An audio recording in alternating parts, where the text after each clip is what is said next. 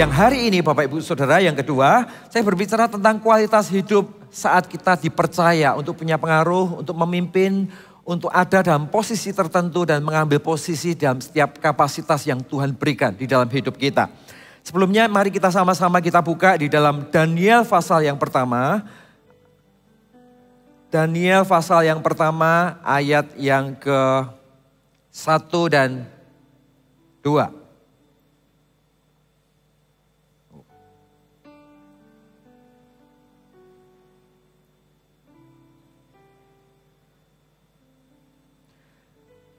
Daniel pasal yang pertama, mulai ayat yang pertama. Pada tahun yang ketiga pemerintahan Yoyakim, Raja Yehuda, datanglah Nebukadnezar, Raja Babel ke Yerusalem, lalu mengepung kota itu. Tuhan menyerahkan Yoyakim, Raja Yehuda, dan sebagian dari perkakas-perkakas di rumah Allah ke dalam tangannya. Semuanya itu dibawanya ke tanah Sinear, ke dalam rumah dewanya. Perkakas-perkakas itu dibawanya ke dalam perbendaharaan dewanya. Lalu raja bertitah kepada Aspenas, kepala istananya, untuk membawa beberapa orang Israel yang berasal dari keturunan raja dan dari kaum bangsawan, yakni orang-orang muda yang tidak ada suatu celah, yang berperawakan baik, yang memahami berbagai-bagai hikmat, pengetahuan banyak dan yang mempunyai pengertian tentang ilmu, yakni orang-orang cakap yang bekerja dalam istana raja, supaya mereka diajarkan tulisan dan bahasa orang Kasdim. Ayat yang kelima, dan raja menetapkan bagi mereka pelabur setiap hari dari santapan raja, dari anggur yang biasa diminumnya. Mereka harus dididik selama 3 tahun, dan sesudah itu mereka bekerja pada raja. Ayat yang keenam, di sanalah mereka itu ada juga beberapa orang Yehuda, yakni Daniel, Hananya, Misael, dan Asaria. Bapak Ibu Saudara, kitab Daniel adalah kitab yang menarik. Ya, dia menceritakan tentang bagaimana view tentang rencana Allah di masa yang akan datang, tetapi di waktu yang sama mencerminkan di dalam perjanjian lama bagaimana Tuhan bekerja atas Israel pada masa itu, gitu ya. Dan kitab Daniel ini adalah kitab yang Daniel itu adalah sosok pribadi yang hidup bersama dengan 3 pahlawan iman lain di masanya. Ya, kalau kita mengingat seseorang yang namanya Daniel, di sekeliling Daniel itu ada seseorang yang namanya Nabi Yeremia. Ya, saat itu Nabi Yeremia usia 22 tahun dan saat Daniel dibuang umurnya sekitar 13-14 tahun. Jadi selisih mereka kurang lebih sekitar 7-10 tahun gitu ya. Dan Daniel hidup di dalam lingkungan yang seperti ini. Yang kedua seorang lagi adalah keturunan imam namanya Yeskiel yang saat itu usianya adalah 33 tahun. Dan satu orang lagi adalah Raja Yosia. Raja Yosia memerintah Israel pada usia 8 tahun dan dia adalah raja yang usianya muda tetapi mengenal Tuhan, cinta Tuhan dan hidup takut akan Tuhan. Sampai satu peristiwa dia melihat Israel mengalami kehidupan yang jauh dari Tuhan, melakukan penyembahan berhala. Dia memutuskan untuk membongkar semua penyembahan berhala di Israel. Dibongkar semuanya dan menyuarakan semua orang Israel harus kembali kepada Tuhan. Dan di usianya yang 24 tahun, Raja Yosia menemukan kitab Taurat yang diajarkan oleh Imam Hizkia pada saat itu disuarakan ke seluruh Israel. Dan hari itu Israel mengalami revival yang begitu luar biasa. Terjadi perubahan besar, terjadi pertobatan, bangsa berubah, berhala-berhala ditumbangkan, kecenderungan kepada Allah lain dikembalikan kepada Allah yang benar. Dan yang luar biasa adalah Daniel hidup di masa ini. Jadi Anda bisa membayangkan waktu itu ketika Raja Yosia memimpin, Daniel mungkin masih anak-anak. Ya, bagi kita mungkin ya itu seperti sebuah perjalanan yang kita nggak tahu ujungnya Daniel itu seperti apa. Saat itu Daniel juga tidak pernah berpikir bahwa dia akan masuk dalam pembuangan Babel. Dia mungkin juga tidak terpikir bahwa dia adalah salah satu orang yang bersama dengan 3 orang temannya yang akan menjadi sumber pengharapan bagi Israel di masanya. Dia hanya tahu sebagai seorang anak kecil, dia melihat sekelilingnya dan di tengah-tengah kondisi itu ada seorang raja namanya Raja Yosia menyuarakan kebenaran, menjungkir balikkan Baal dan mengembalikan orang-orang untuk datang kepada Tuhan. Jadi kalau Anda membayangkan Daniel ini seperti seorang anak yang lahir di generasinya Raja Yosia. Yang sebetulnya mereka sama-sama muda di masa itu. Jadi itu menjadi masa di mana Tuhan mempersiapkan Daniel dengan tidak terduga. Tahukah hidup kita dengan Tuhan pun juga demikian. Ada banyak area dalam hidup kita nggak bisa melihat 5-10 tahun yang terjadi di depan kita. Tapi seringkali masa-masa jauh sebelumnya adalah masa-masa Tuhan mempersiapkan hidup kita. Tuhan membuat kita menjadi kuat, Tuhan melatih kita pada zona area tertentu, Tuhan melatih respon hati kita, Tuhan mempersiapkan kapasitas yang Tuhan ingin butuhkan di masa yang akan datang. Dan Tuhan siapkan itu sejak awal. Cuman masalahnya waktu Tuhan siapkan itu sejak awal, nggak tentu setiap kita itu melihat dengan respon yang benar. Nggak tentu setiap kita melihat bahwa itu adalah masa di mana Tuhan persiapkan hidup kita. Tapi saat kita merespon dengan benar, kita melihat bagaimana kesempatan demi kesempatan yang Tuhan buka, kita meresponi dengan sikap hati yang benar, maka disitulah pembentukan, kekuatan Tuhan, proses, dan bagaimana Tuhan melatih hidup kita akan tumbuh dalam hidup kita, sehingga ada masanya ketika semuanya itu dibutuhkan, maka di situ akan menjadi kekuatan ilahi dalam kehidupan seseorang, sekaligus di dalam ada penyertaan Tuhan yang Tuhan taruh di sana. Hal yang sama juga terjadi pada seseorang yang namanya Daniel ini. Jadi Anda bisa membayangkan, kadang-kadang kita melihat sisi Danielnya kok muncul tiba-tiba ya, padahal sebetulnya nggak tiba-tiba. Sekian tahun sebelumnya ada 3 orang yang ada di sekelilingnya, yaitu mereka adalah seorang nabi, seorang imam, dan seorang negarawan yang dipakai Tuhan di waktu yang mirip untuk memulihkan pengharapan bagi Israel lewat seorang pemuda yang namanya Daniel. Dan hari itu kalau kita pahami waktu terjadi pembuangan di Babel, Bapak Ibu Saudara, hari itu semua nabi-nabi melawan nubuatan melawan pembuangan di Babel pada saat itu. Semua nabi-nabi berkata nggak mungkin, ini bukan rencana Tuhan, ini bukan kehendak Tuhan. Nggak mungkin bangsa yang dipilih Tuhan akan dibuang dan akan dianiaya oleh bangsa yang tidak dipilih Tuhan. Mereka percaya bahwa mereka adalah bangsa pilihan Tuhan. Mereka percaya bahwa mereka spesial. Sekalipun di waktu yang sama mereka juga tahu ada sesuatu yang salah di dalam hidup mereka. Tapi mereka sangat mempercayai bahwa mereka adalah bangsa pilihan Tuhan. Sehingga satu sisi mereka tahu mereka salah, tapi di lain sisi mereka tidak terima kenapa bangsa pilihan Tuhan dibuang atau mengalami proses dengan bangsa yang tidak dipilih Tuhan, yaitu orang Babylon atau orang Aram pada saat itu. Nah, itu di tengah-tengah kondisi yang seperti semua orang menyerukan tentang perlawanan, tetapi ternyata ada seorang nabi yang namanya Yeremia. Di dalam Yeremia 25 dikatakan, Yeremia 25 ayat yang ke-11. Maka seluruh negeri ini akan menjadi reruntuhan dan ketandusan. Dan bangsa-bangsa ini akan menjadi hamba kepada Raja Babel 70 tahun lamanya, kata Alkitab. Kemudian sesudah genap 70 tahun itu, demikianlah firman Tuhan. Aku akan melakukan pembalasan kepada Raja Babel, kepada bangsa itu oleh karena kesalahan mereka. Juga kepada negeri orang Kasdim dengan membuatnya menjadi tempat-tempat yang tandus untuk selama-lamanya. Jadi saat semua mereka nggak percaya tentang bagaimana Tuhan memproses bangsa Israel untuk masuk dalam pembuangan Babel karena mereka merasa sebagai bangsa yang terpilih. Seorang nabi yang namanya Yeremia mengatakan enggak, ini memang diizinkan Tuhan. Memang Tuhan tidak ingin sebetulnya, tapi diizinkan Tuhan peristiwa itu terjadi. Untuk membentuk Israel, untuk membuat Israel mengerti bahwa dia butuh Tuhan dan dia harus kembali di dalam hadirat Tuhan. Di waktu yang sama Bapak Ibu Saudara, di tengah-tengah situasi pembuangan ribuan orang yang ada di sana, ada sosok pemuda dan teman-temannya yang namanya Daniel.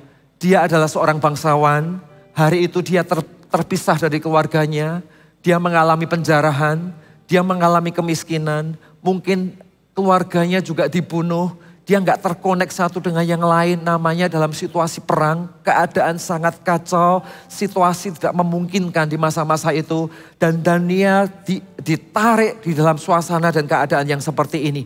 Dan yang luar biasa adalah di tengah-tengah situasi yang seperti ini, ternyata Tuhan mampu munculkan seseorang yang namanya Daniel ini. Tuhan munculkan seseorang bukan dalam kondisi yang terbaik menurut pandangannya. Tapi Tuhan munculkan seseorang bahkan di saat orang itu merasa bahwa dia nggak mungkin bisa muncul.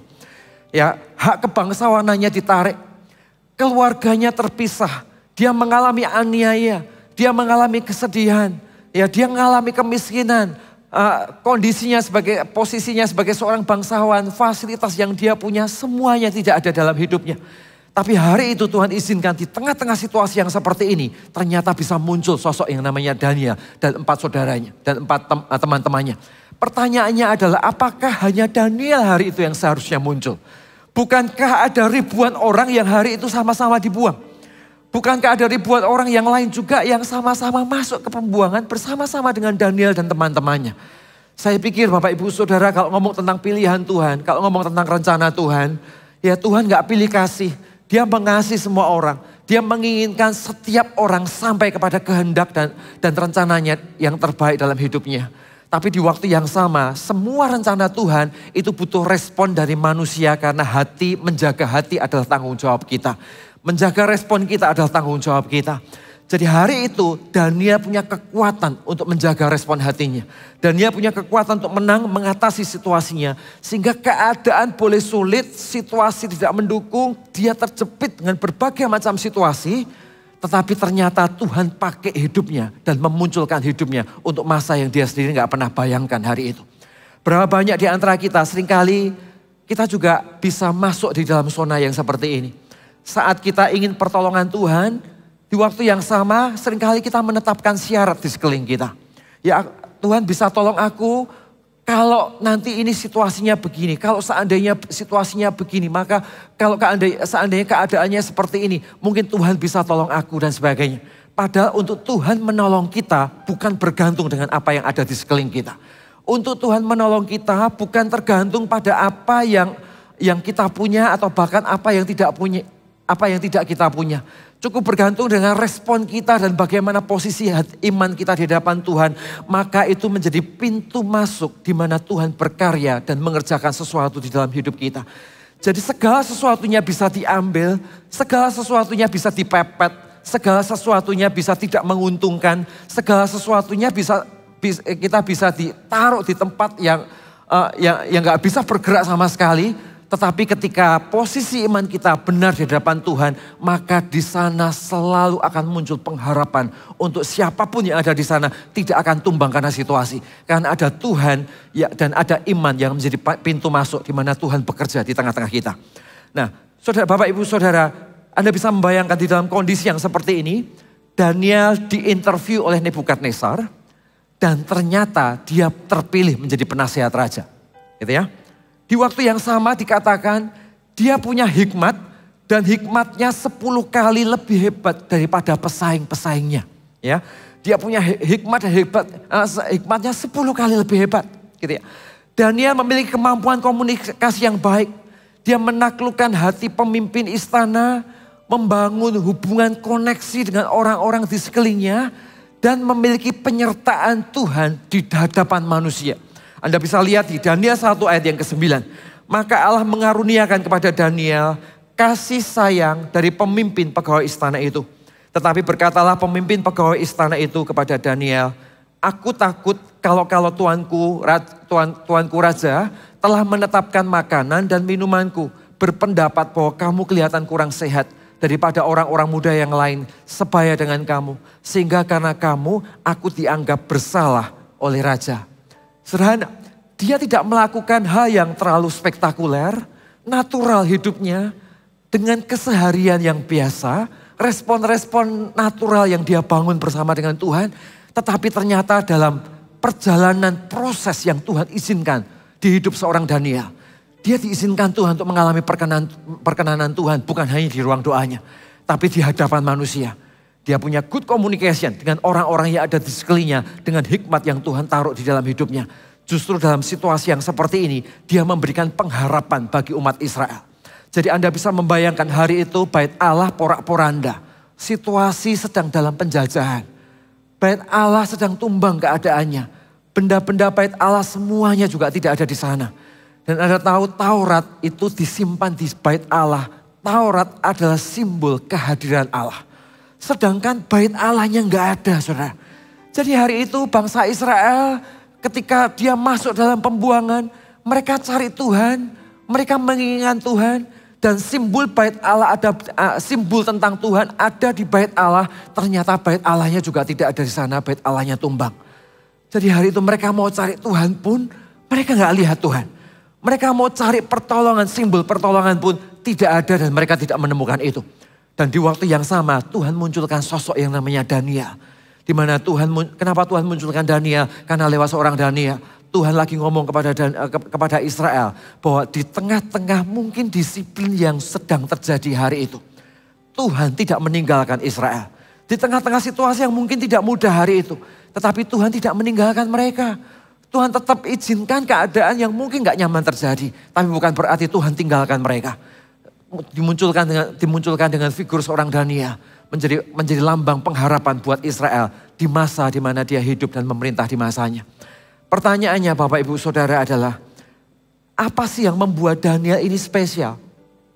Apa yang membuat Daniel ini, dia natural, dia berjalan seperti anak Tuhan ordinary biasa, tapi ada sesuatu yang extraordinary yang ada di dalam hatinya, yang tercermin di dalam setiap langkah dan keputusan-keputusan yang dia buat di dalam hidupnya.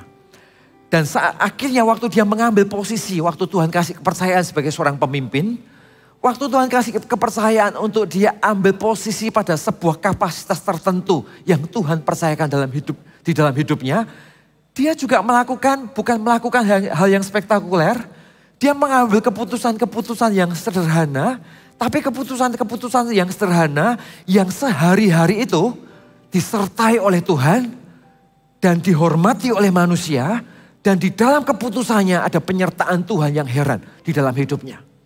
Nah, hari ini kita belajar sesuatu dengan seseorang yang namanya Daniel ini. Ya, setiap kita punya ruang tertentu, Bapak Ibu Saudara. Setiap kita tentunya kita punya sebuah posisi tertentu untuk punya pengaruh terhadap sebuah kawasan yang Tuhan percayakan dalam hidup kita.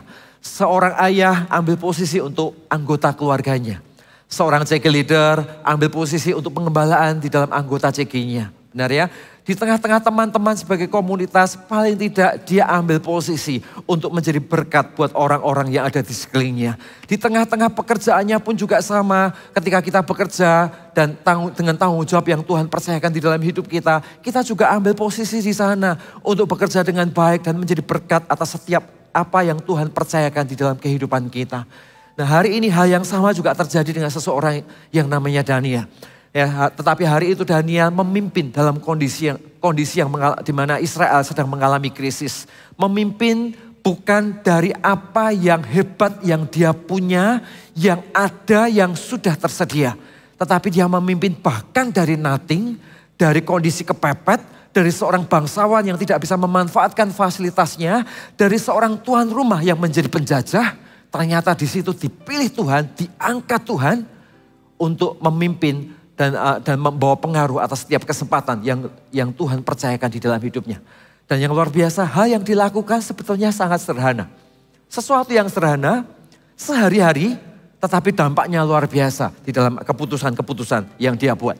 Kita buka di dalam Daniel 1 ayat yang keempat.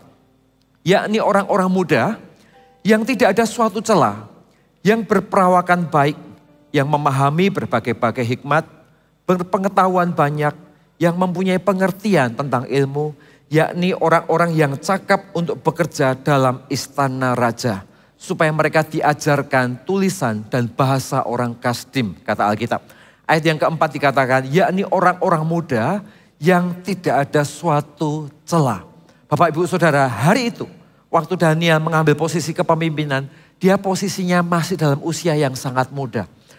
Jadi kita tahu kedewasaan itu bukan tentang usia. Kedewasaan itu adalah kemampuan kita untuk merespon sebuah tanggung jawab. Kedewasaan bukan tentang senioritas kita. Pada sebuah ruang tertentu atau organisasi tertentu atau posisi tertentu bahkan di tengah-tengah rumah tangga. Ya, orang bisa punya posisi tertentu di tengah-tengah rumah tangganya, tapi sifatnya juga tetap seperti anak-anak. Bisa Bapak Ibu Saudara.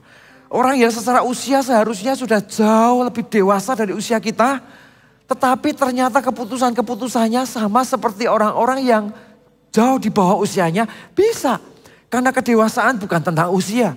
Kedewasaan adalah kemampuan seseorang untuk merespon setiap tantangan dan tanggung jawab yang Tuhan izinkan terjadi dalam kehidupan seseorang.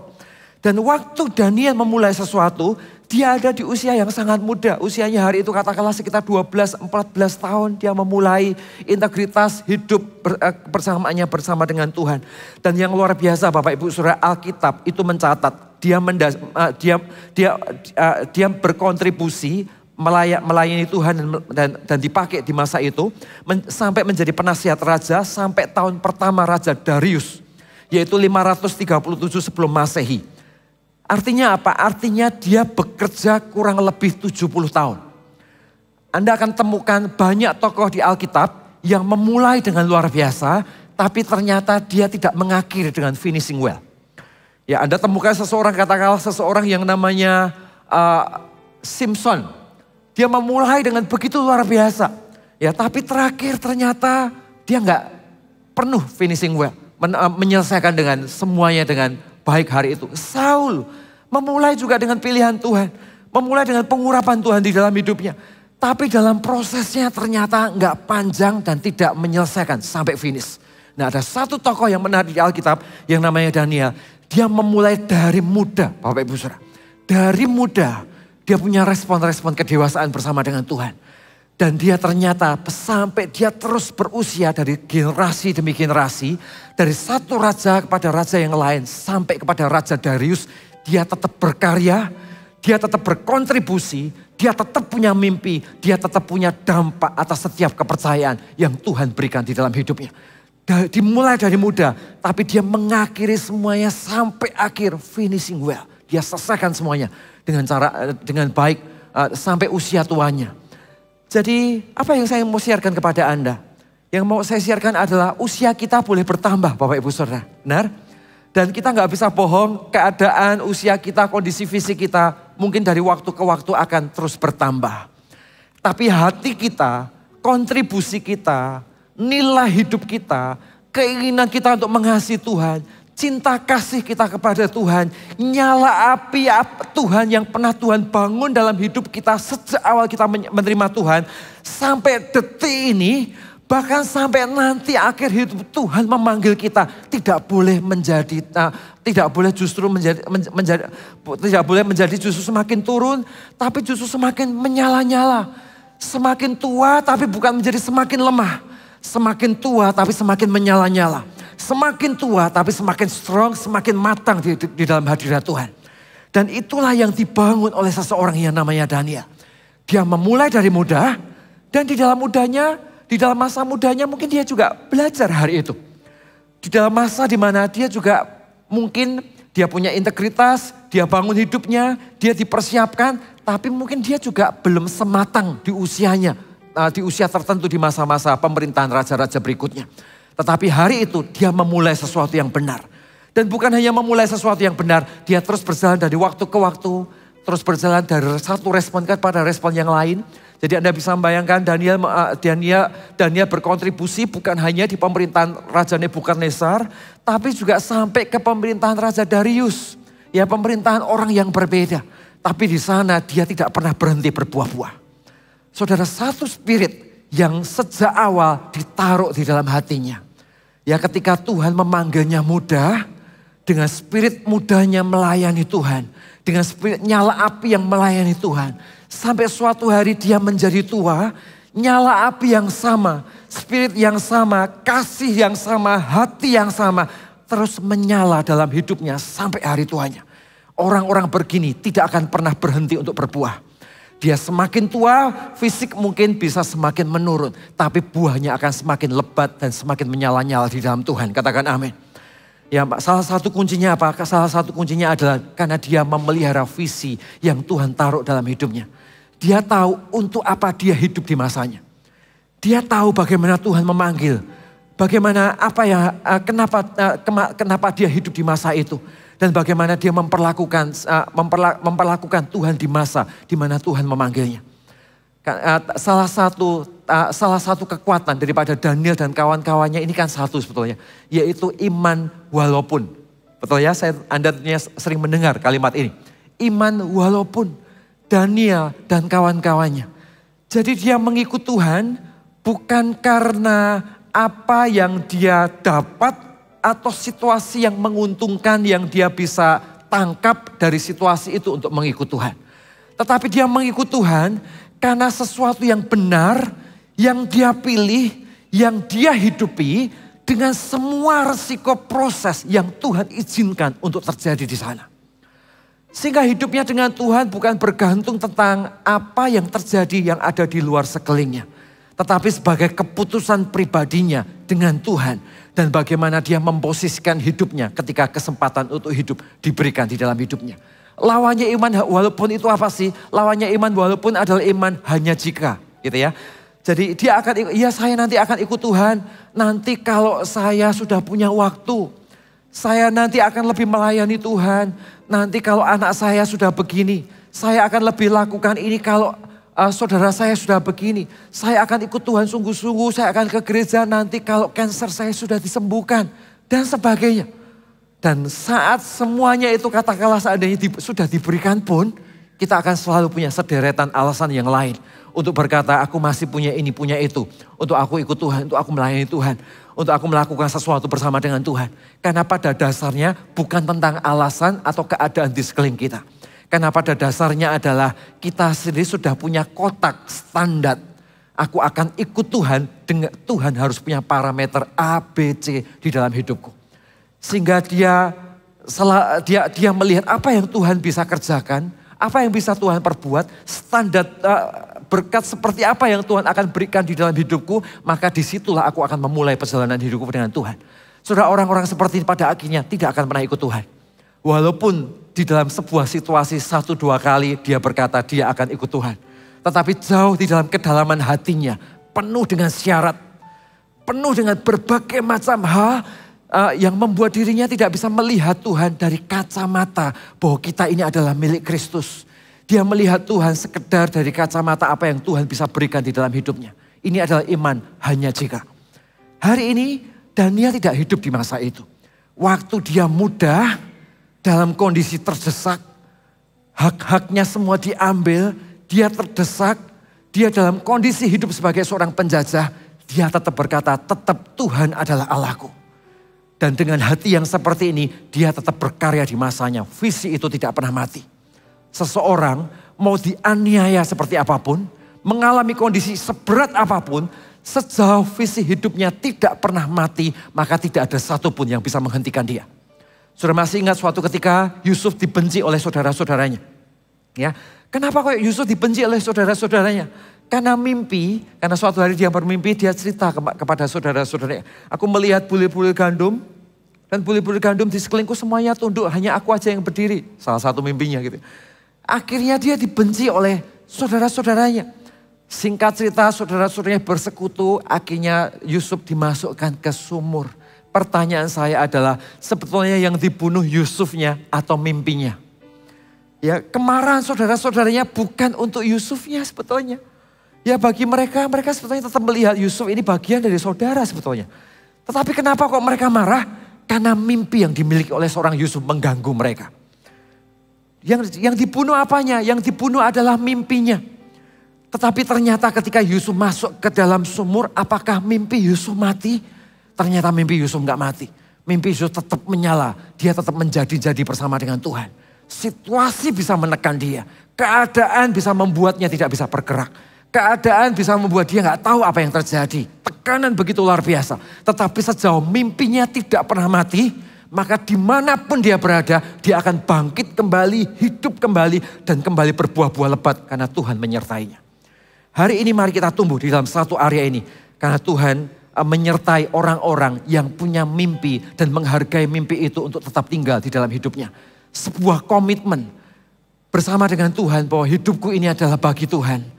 Dan mimpi untuk hidup bagi Tuhan itu menyala di segala usia yang Tuhan percayakan di dalam hidup ini. Ya, dan ketika kita punya mentalitas dengan hati yang seperti ini, situasi boleh terjadi, tantangan boleh terjadi, tapi apapun situasinya dan tantangannya, kita tahu posisi iman kita ada di mana. Dan di tempat itulah kita akan selalu berdiri tegak sekalipun dengan air mata yang mungkin diizinkan menetes. Tapi kita akan tetap berdiri tegak. Ya, waktu menabur, mungkin kita naburnya sambil nangis, saudara. Naburnya sambil nangis tapi tetap nabur. Naburnya mungkin sambil berat tapi tetap nabur. Situasinya mungkin gak nyaman, tapi tetap nabur kebaikan, tetap nabur berkat, tetap nabur ketaatan. Dan Anda tahu orang-orang yang bertumbuh dengan sikap iman walaupun yang seperti ini.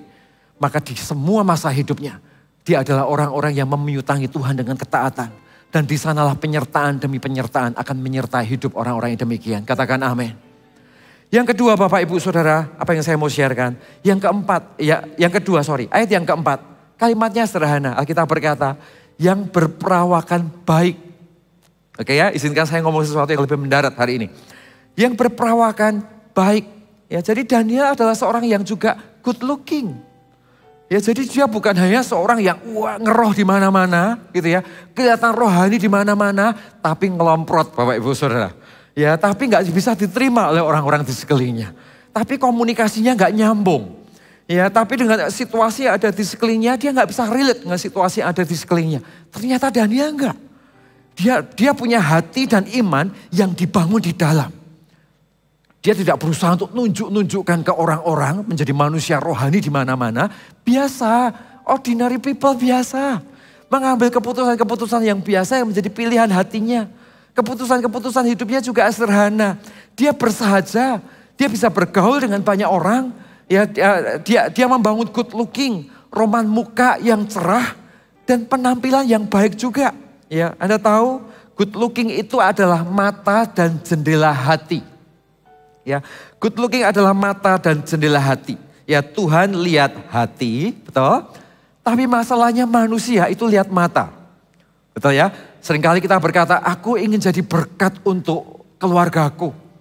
Aku ingin jadi berkat untuk tempat kerjaku. Ya, tapi waktu kita ke kantor kita ngamuk-ngamuk terus gitu ya.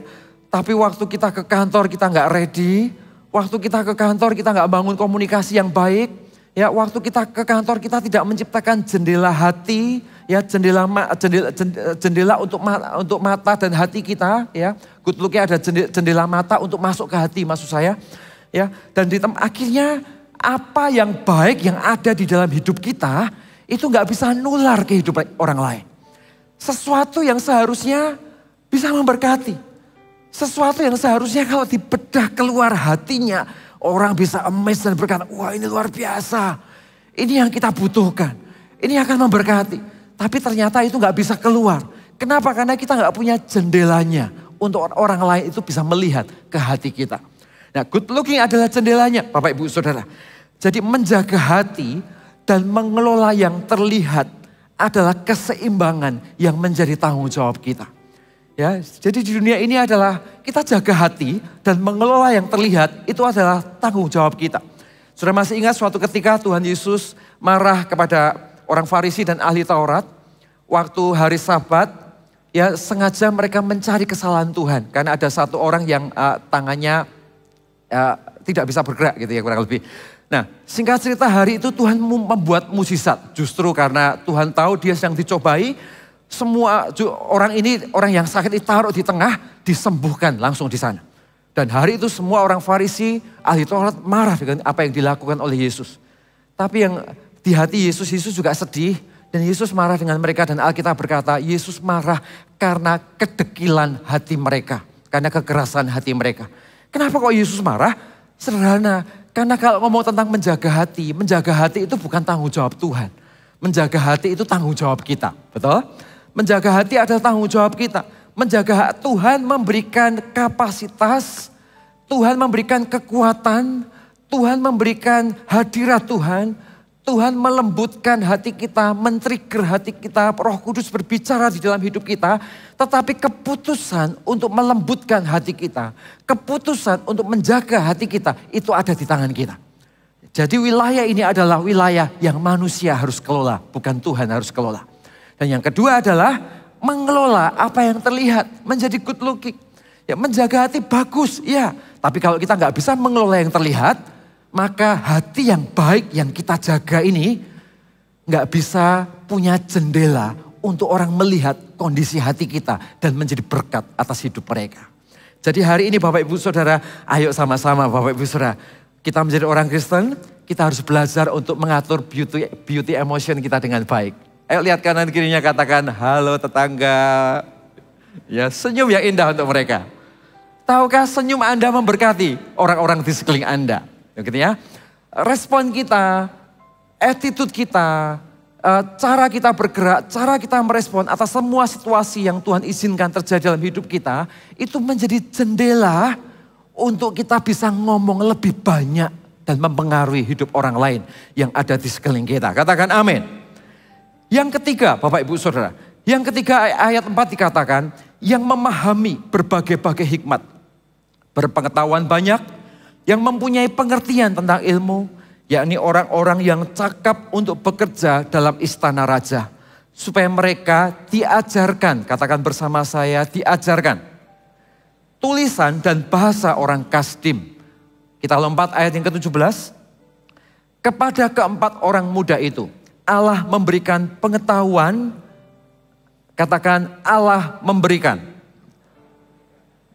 pengetahuan dan kepandaian tentang berbagai-bagai tulisan dan hikmat. Sedang Daniel juga mempunyai pengertian tentang berbagai-bagai penglihatan dan mimpi. Lihat ayat yang keempat dikatakan mereka diajarkan. Jadi ada ilmu yang diajarkan kepada mereka. Ayat yang ke-17 dikatakan Allah memberikan berbagai hikmat dan pengajaran. Jadi kita perlu tahu bahwa pertumbuhan hidup kita itu selalu dua sisi. Ada waktu di mana kita memang harus belajar. Ada waktu di mana kita perlu belajar untuk untuk kita memperbaiki kapasitas kita. Untuk kita mengelola hidup kita. Untuk kita memanage keuangan kita. Untuk kita mengelola komunikasi kita dengan pasangan kita. Untuk kita mengelola apa yang Tuhan percayakan di tangan kita. Apapun itu. Entah di dalam relationship atau pekerjaan yang Tuhan percayakan dalam hidup kita. Tapi di waktu yang sama, tahukah langkah ketaatan kita, respon hati kita, kondisi iman kita juga membuat Tuhan mengaruniakan hikmat dan pengajaran itu di dalam kehidupan kita. Ya kita tahu ya bedanya ilmu dan hikmat. Ilmu itu adalah sesuatu yang didapat karena hasil belajar. Ya jadi karena kita sekolah, kita benar-benar eksak gitu ya. Kita sekolah, kita belajar sesuatu. Kita belajar ilmu pengetahuan yang memang itu adalah ilmu pengetahuan yang kita pelajari. Ya bukan berarti itu gak berguna, tetap itu akan berguna, itu menciptakan sebuah konsep di dalam hidup kita. Dan itu melatih kita tahu tentang banyak hal. Tapi dengan kita tahu saja tentang ilmu pengetahuan, ternyata tidak membuat kita diberkati. Dengan kita tahu tentang banyak ilmu pengetahuan yang kita punya, tidak menjamin bahwa ternyata hidup kita disertai Tuhan. Ternyata tidak, sekalipun ilmu kita tinggi. Sekalipun pendidikan kita tinggi sekali, nggak tentu Tuhan sertai kita. Tapi bukan berarti kita nggak perlu belajar. Kita tetap harus belajar. Kita tetap harus kembangkan diri kita di usia manapun. Ya, ada orang-orang yang hari ini sedang sekolah formal, di sekolah kita, di formal kita. Tapi ada orang-orang yang mungkin bukan lagi sekolah formal, tapi Anda terus akan sekolah ilmu-ilmu baru tentang banyak area yang harus Anda pilih di dalam pekerjaan, relationship, atau banyak area di dalam kehidupan kita. Apalagi di masa disruption seperti ini, ada banyak perubahan yang terjadi dalam bisnis kita, pola pikir orang, cara pandang orang, marketing system, dan semua yang ada di sekitar kita, semuanya mengalami perubahan. Ya bahkan aplikasi-aplikasi aja ada banyak hal yang kita semua nggak ngerti hari ini. Tiba-tiba anak-anak remaja semuanya sudah muncul dengan aplikasi-aplikasi yang baru yang ada di sekeliling kita. Nggak mungkin kita nggak berhenti belajar. Ya kita tetap harus belajar sampai kapanpun. Tapi di waktu yang sama selain kita belajar, ternyata di sana ada kasih karunia dan hikmat Tuhan yang menyertai hidup kita. Inilah yang membuat kita tetap belajar, tapi bersama dengan kita tetap belajar, kita bisa diberkati dengan penyertaan Tuhan di dalam hidup kita. Hikmat itu apa sih? Hikmat itu seperti Sophia bahasa aslinya. Sophia itu pengertian atas sebuah situasi akibat relationship kita dengan Tuhan. Ya, jadi pengertian Tuhan atas sebuah situasi, pengertian atas sebuah situasi yang dilihat dari sudut pandang Tuhan. Itu hikmat. Dan itu nggak ditemukan di sekolah. Orang bisa punya banyak pelajaran macam-macam, ternyata waktu melangkah pelajarannya nggak ketemu semua itu semester 1 sampai semester 7 nggak keluar semua di situ, gitu kan? Ternyata kita butuh hikmat, dan hikmat itu adalah karunia Tuhan yang Tuhan taruh dalam hidup kita untuk membaca sebuah situasi bukan hanya dari kacamata ilmu kita, tapi dari kacamata sudut pandang kerajaan Tuhan. Dan inilah yang membuat perkenanan Tuhan itu ada dalam hidup kita. Kita kaya dengan ilmu, tetapi kita membangun hubungan dengan Roh Kudus. Sehingga ilmu itu dipakai menjadi hikmat-hikmat yang mencuat ke permukaan saat situasi-situasi dari sudut pandang Tuhan dibutuhkan di sana. Nah hari ini, dua area ini harus tumbuh dengan sengaja. Suatu hari saya pernah pergi ke mall gitu ya. Pergi ke mall dan kami akan nonton. Waktunya mepet sekali. Ya mepet sekali, kita nyari parkiran, mallnya penuh banget. Saudara. Kita nyari parkiran, masuk pelan-pelan, nemu satu parkiran yang orangnya mau keluar. Kita tungguin di situ. Kita tungguin parkirannya sudah mau keluar. Oke kita tungguin ya parkir di situ ya.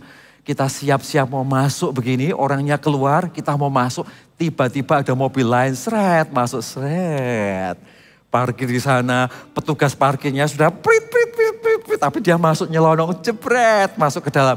Wih Anda tahu ini langsung mendidih, sudah seret gitu.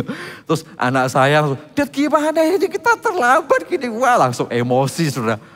Terus saya ini sudah pencet itu kacanya, saya sudah turunkan begitu. Saya turunkan begitu.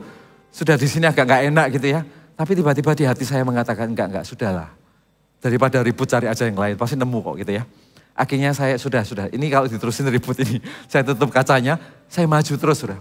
Saya maju terus, setelah saya maju sekian muter sekali, kita dapat pas di pintu depan mall sudah. Pas di pintu depan mall, anak saya, hore, gitu ya. Ternyata kita gak telat gitu kan. Nah saudara itu hikmat, sesuatu yang sederhana bukan? Tapi tahukah Tuhan itu menolong kita lewat hal-hal yang tidak terduga yang ada di sekeliling kita. Berapa waktu yang lalu ada seorang jemaat kami yang tiba-tiba lagi ibadah di hari Minggu, dikabarin dari kota lain bahwa anaknya kecelakaan. Terus kemudian di bagian punggung belakangnya ini bukan patah, remuk saudara.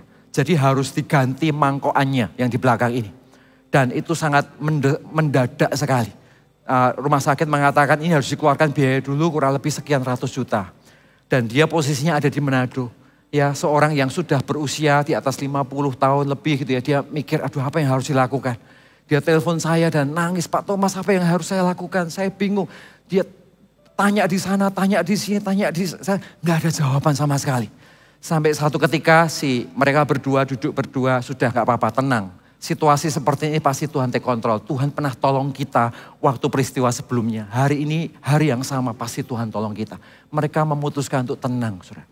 Mereka memutuskan untuk tenang, mereka mau jual rumahnya sudah dipotong hampir 40% gitu ya. Sudah dijual-jual, nggak ada yang laku, nggak laku juga. Ya, padahal sebelumnya rumah itu sudah ditawar nggak dikasih. Tapi waktu itu akan dijual, ternyata nggak laku-laku, situasinya nggak sesuai dengan keadaan. Singkat cerita dia ngomong, kenapa kok nggak terjadi? Ya sudahlah, mereka berdoa, mereka minta pertolongan Tuhan, nggak laku juga saudara. Tetap nggak laku. Sudah tahu apa yang terjadi? Singkat cerita sesudah sekian hari kemudian, tiba-tiba ditelepon oleh anaknya, yang anaknya kebetulan tinggal di Surabaya, yang pernah sekolah dokter di China.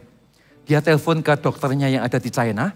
Dia ngomong gini, dia cerita tentang kokonya yang lagi jatuh dan kecelakaan gitu ya. Akhirnya dokter dari China mengatakan, oke, malam hari ini juga aku akan terbang ke Jakarta.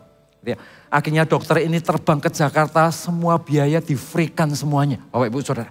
Ya, semua biaya di-free-kan semuanya. Dan si ibu ini bersuka cita, dia bersyukur sekali. Setelah ketemu dengan dokternya dia nanya, kenapa kok kamu kasih free? Iya karena anakmu itu waktu COVID, semua dokter-dokter di China gak mau turun. Tapi anakmu ini, dia memutuskan untuk melayani, dia turun, dia jemput orang dan melayani sama-sama. Jadi ketika lihat dia kesusahan, aku punya tanggung jawab untuk terbang ke Indonesia untuk menolong dia. Ya Anda bisa tahu, ternyata di balik deadlocknya situasi itu, dan ibu ini memutuskan untuk tenang, dia memutuskan untuk berdoa, sudah tenang dulu, Tuhan pasti tolong. Ternyata sesuatu yang kita pikir tidak ada pertolongan. Ternyata di dalam hikmat Tuhan dan di dalam ketenangannya di dalam Roh Kudus, ternyata end Tuhan tolong sesuatu yang dia gak pernah pikirkan. Saudara, disitulah kolaborasi antara hikmat dan ilmu kita. Ilmu tetap harus kita belajar. Kita perlu nalar atas segala sesuatu yang ada di sekeliling kita. Tetapi di balik ilmu harus ada hikmat yang tumbuh di dalam hati kita. Dan di dunia ini tak seorang pun bisa menumbuhkan hikmat kecuali dia membangun hidupnya dengan kedekatan dengan pribadi Roh Kudus. Dia belajar mengenal Tuhan. Dia belajar untuk mengerti isi hati Tuhan. Dia melihat Alkitab bukan hanya tentang boleh atau enggak boleh. Tetapi melihat Tuhan dari sisi apa yang Tuhan inginkan untuk aku hari ini. Apa yang Tuhan inginkan untuk situasi yang sedang kuhadapi ini. Jadi bukan sekedar tentang boleh enggak boleh. Ya, bukan tentang 10 perintah Allah harus dilakukan atau tidak dilakukan. Seseorang yang semakin dewasa dengan Tuhan, hidupnya dengan Tuhan bukan tentang menolak dosa. Tapi tentang bagaimana dia bertumbuh menyenangkan Tuhan atas kesempatan di mana dia, kesempatan hidup yang Tuhan berikan di dalam hidupnya. Dan disitulah hubungan pengenalannya akan Tuhan akan melahirkan ketajaman dan hikmatnya bersama dengan dia. Katakan amin Bapak Ibu Saudara. Ayat yang ke-8. Daniel berketetapan untuk tidak menajiskan dirinya dengan santapan raja dan dengan anggur yang biasa diminum raja. Dimintanyalah kepada pemimpin pegawai istana itu supaya ia tidak usah menajiskan dirinya. Sudah tahu kekuatan seorang Daniel dalam kepemimpinannya ada satu yang menarik. Yaitu dia di hatinya itu punya conviction. Ada sebuah keyakinan di dalam pengalaman, experience dan perjalanan hidupnya bersama dengan Tuhan. Ya, iman dan pertumbuhan di dalam area ini dia bertumbuh dengan matang. Dia kenal betul siapa Tuhannya. Saat dia kenal betul siapa Tuhannya, ada conviction, sebuah keyakinan yang tak pernah tergantikan. Kondisinya bisa kepepet, terjepit dalam kondisi tertentu, tapi tetap dia bisa tenang melihat sebuah situasi dan dia melihat di tengah-tengah kondisi yang terjepit itu, dia melihat satu dot yang menjadi harapan dan ketika dia mempercayai, maka di situ dia akan melihat bagaimana Tuhan menyertai. Area ini susah untuk diajarkan Bapak Ibu Saudara, tapi ini adalah area di mana yang lahir karena hubungan kita dengan Tuhan. Karena itu yang saya mau katakan adalah pengenalan kita akan Tuhan itu pengenalan yang bertumbuh. Kita ini bukan hanya mengenal akan Tuhan, menyembah Tuhan, tapi setelah itu ya sudah hari-hari hidup kita sama seperti biasanya dari tahun ke tahun. Nggak mungkin. Kalau kita menyembah Tuhan, kita mengenal Tuhan, kita belajar mengerti isi hati Tuhan. Berjalan dengan waktu, kita ini makin kemari, kita ini semakin mengerti apa sih yang jadi keinginan Tuhan. Atas situasi-situasi yang terjadi dalam hidup kita. Bayangin ya suami istri ketika ada tamu datang, si suami duduk di ruang tamu, mungkin suaminya gerak-gerakan kode tertentu yang tidak seorang pun tahu, tapi istrinya langsung paham, masuk ke dapur, ambil teh dan taruh di atas meja. Tak ada komunikasi, tidak terjadi apa-apa, tapi tiba-tiba teh muncul di meja. Lahirnya dari mana? Lahirnya karena pengenalan. Karena bertahun-tahun hidup bersama, akhirnya lahir pengenalan. Dari pengenalan itulah lahirnya yang namanya conviction. Ya jadi suami ini dia nggak perlu ngomong, tapi dia punya keyakinan di hatinya. Istriku sebentar lagi pasti akan ambil teh dengan sendirinya. Dan itu conviction. Itu muncul karena hubungan pribadi kita dengan Tuhan. Itu muncul karena kita sengaja memprioritaskan dan meletakkan Tuhan di tempat yang benar di dalam perjalanan hidup kita bersama dengan Tuhan. Saya berkali-kali mengalami proses ini, Bapak Ibu Saudara, dan saya belajar dari hal yang kecil sampai hal yang lebih besar, sampai akhirnya lebih berani mengambil resiko-resiko iman yang Tuhan percayakan di dalam hidup kita. Pastor Philip sering mengatakan, iman itu sama dengan risk. Betul? Iman itu pasti ada resikonya. Ya tetapi resiko iman itu bukan resiko yang ngawur, main tabrak. Resiko iman itu diambil karena proses dan hubungan pengenalan kita akan Tuhan. Iman memang kecil mulainya. Tetapi akhir dari iman bukan iman yang kecil. Akhir dari iman tetap dia akan jadi pohon yang lebat, yang besar, yang punya pengaruh dan conviction yang kuat atas hidup orang itu. Mulainya benihnya memang kecil. Tapi benih yang kecil ini harus dipupuk dalam pengenalan. Benih yang kecil ini harus sengaja dibangun sampai dia lahir menjadi pohon yang berbuah lebat atas hidup seseorang. Nah suatu ketika ya, waktu saya memulai sebuah perintisan, perintisannya ada di kota-kota yang geografisnya sedikit berbeda dari wilayah Indonesia bagian barat. Jadi wilayah kami ini di Maluku, Papua, dan Sulawesi. Jadi hidup saya dari perahu, dari kapal ke kapal gitu ya. Dari satu pulau ke pulau yang lain.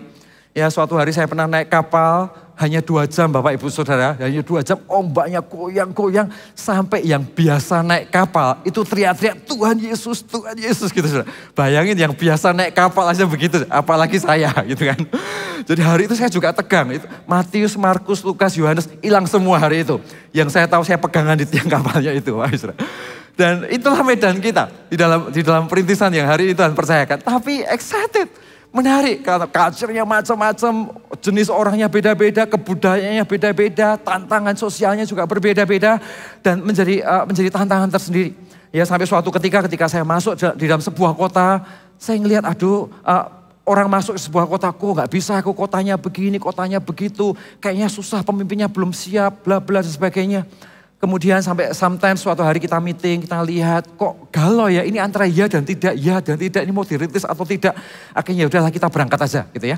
Waktu saya berangkat masuk ke kota itu, hari pertama masih belum nangkep sesuatu, saya lebih banyak berdoa di kamar hotel, ketemu dengan orang-orang yang kami kenal gitu ya. Kemudian biasa kalau saya di luar kota, di kota yang baru, saya breakfast lebih pagi. Dan saya mencoba untuk mencari siapapun di sekeliling saya yang bisa saya ajak kenalan. Itu yang saya kerjakan ketika kita ada di ladang perintisan gitu ya. Kemudian kita kenalan banyak orang di situ, akhirnya ketemu dengan beberapa orang, koneksi, dan selalu ujungnya adalah saya memperkenalkan, kami dari Gereja Mawar Sharon, sekaligus kami ini tim follow up dari STB, bahasa saya menggunakan gitu, karena STB di mana-mana masif Bapak Ibu Saudara. Jadi kalau ke kota-kota memperkenalkan diri sebagai STB, semua orang tahu tentang STB ini. Walaupun nggak semua mereka kadang-kadang tahu tentang Gereja Mawar Sharon gitu ya. Jadi akhirnya kita kenalan, ngomong-ngomong semuanya. Saudara, di tengah-tengah pembicaraan, hari ketiga kita meeting sama-sama, doa bareng, bagi visi. Tiba-tiba di hati saya muncul sebuah conviction, enggak, ini bisa. Memang uangnya belum ada, tempatnya belum ada, pemimpinnya juga belum ada, kotanya juga saya masih belum kuasai. Tapi di hati kecil saya, tiba-tiba ada detak jantung yang berkata, enggak, ini bisa dirintis. Yakin ini bisa, gitu ya. Singkat cerita, mulai membangun sesuatu di sana, pulang saya siapin, mentok lagi area ini kok nggak bisa ya. Enggak, ini pasti ada jalan. Karena ada conviction yang Tuhan taruh bahwa ini pasti akan jadi.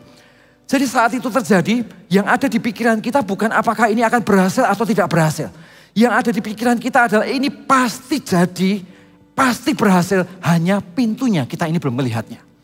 Sehingga yang kita kumpulkan tim, ayo kita doa bareng-bareng ya, area ini belum ketemu jalan keluar. Kita doa bareng, nyembah Tuhan, sekian hari masih gak ketemu. Sampai satu titik tertentu terjadi miracle lah, terjadi ide yang gak pernah terduga lah, terjadi hal-hal yang sebetulnya solusi-solusi kecil yang gak terpikirkan hari itu. Dan breakthrough satu kota, breakthrough satu kota lagi, breakthrough satu kota lagi. Kasih tepuk tangan Tuhan kita. Bapak Ibu Saudara, conviction.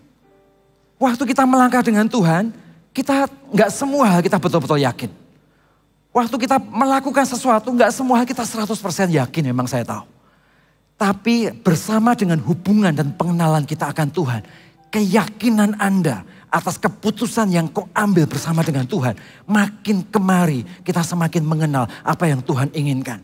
Dan itu akan menajamkan kita atas semua area yang Tuhan percayakan di dalam hidup ini. Katakan amin. Hari ini, ayo bangun hidup kita bersama dengan Tuhan. Ketika Anda punya kesempatan untuk melayani. Ketika Anda punya kesempatan untuk mengasihi.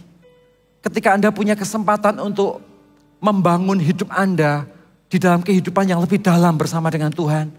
Jadilah jemaat yang bukan hanya datang dan pulang. Setelah itu bekerja dan melupakan aktivitas beribadahmu di hari itu.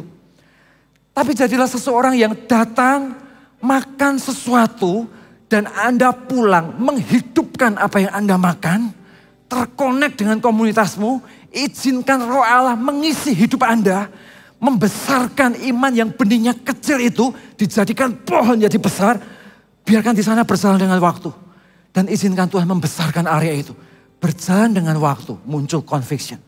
Sebuah keyakinan yang gak bisa dijelaskan, tapi itu adalah hubungan pribadi Anda dengan Tuhan. Hasil dari pengenalan kita bersama dengan Dia. Ada amin Bapak Ibu Saudara.